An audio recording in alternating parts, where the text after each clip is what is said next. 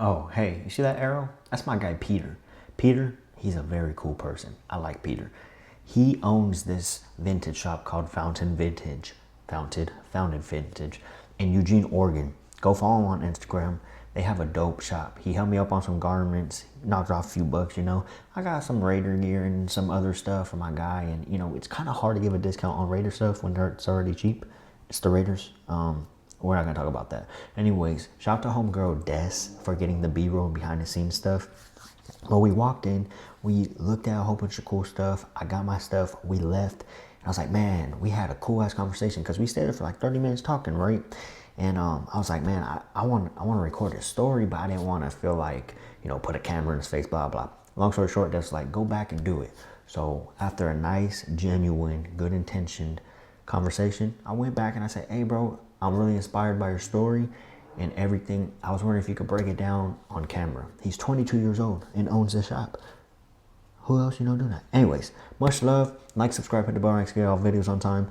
Comment and enjoy this raw, non-edited interview, I guess. Much love and go give Peter some support.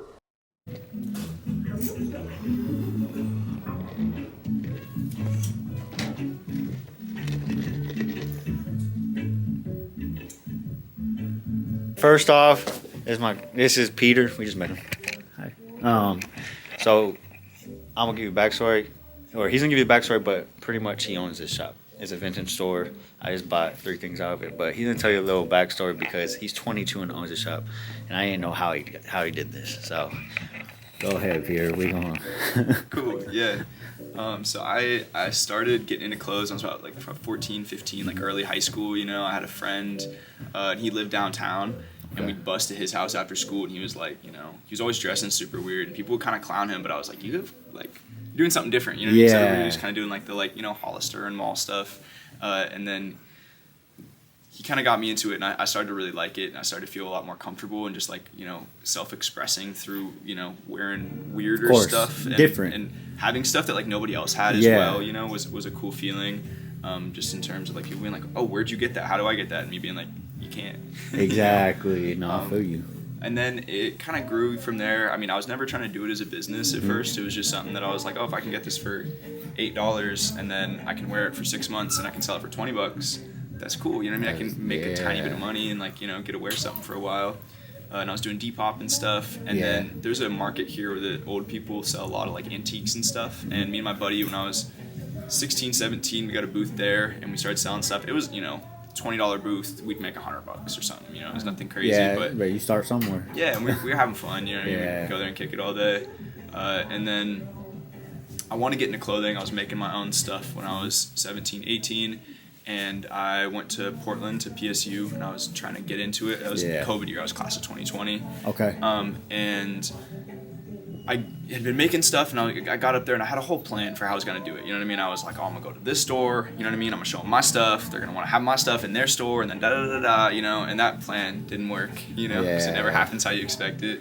But I dropped out of college after a few weeks because everything was online, but I was in the dorms. It was kind of a bad mix.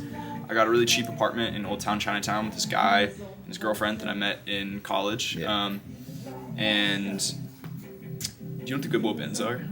No. So they're these like wholesale like outlet stores effectively in Portland and major cities like that, and you can buy stuff by the pound. And I had a bike. You're talking about the bins? The bins. Oh yeah. So, they have them. They kind of have them in California. I feel like they have them more in different places, but yeah. Right. Yeah. Portland has like 4. So I would go there when I was in college, and I'd see all these guys there, and I already knew about it, but I'd see the same guys every time. So I'm like, Chris, this guy's full-time job.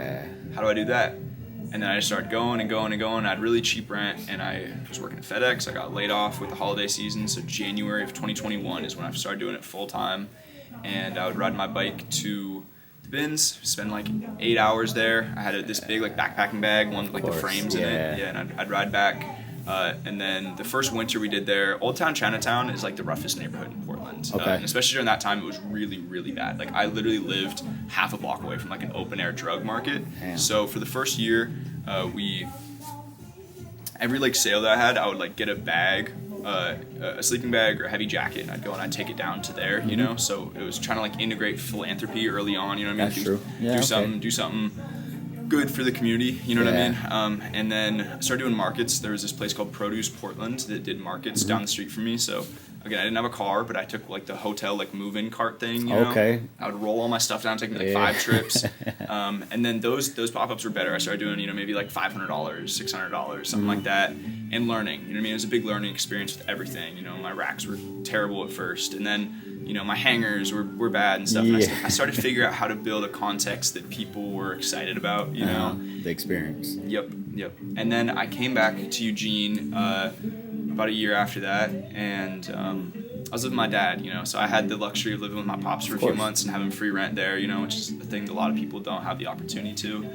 And then a kid I went to high school with, he hit me up and he was like, hey, I'd like see what you've been doing, because I was doing a lot of, you know, social media stuff too, trying to grow the brand. He was like, I see what you're doing, you know, and I had like a little showroom. He was like, you know, you should come and bring your stuff in. You know, me and my parents own this spot. You know, we can come and, you know, do a little pop-up over the summer. I was like, that sounds awesome. Yeah. And so I bring my stuff in. We decorated it, basically just the stuff off the showroom, which is pretty much what you see in here today. It's definitely like grown, but like a lot of the stuff that you see on the walls, probably about 60 to 80% was in that showroom, you know, 3 years ago. Yeah.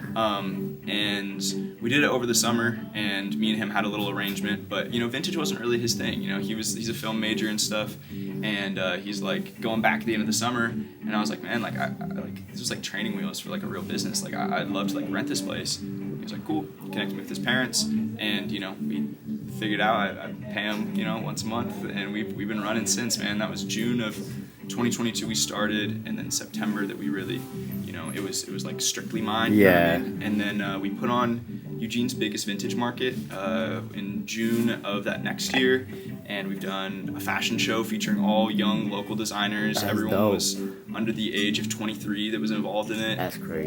We had like 250 attendees, you know.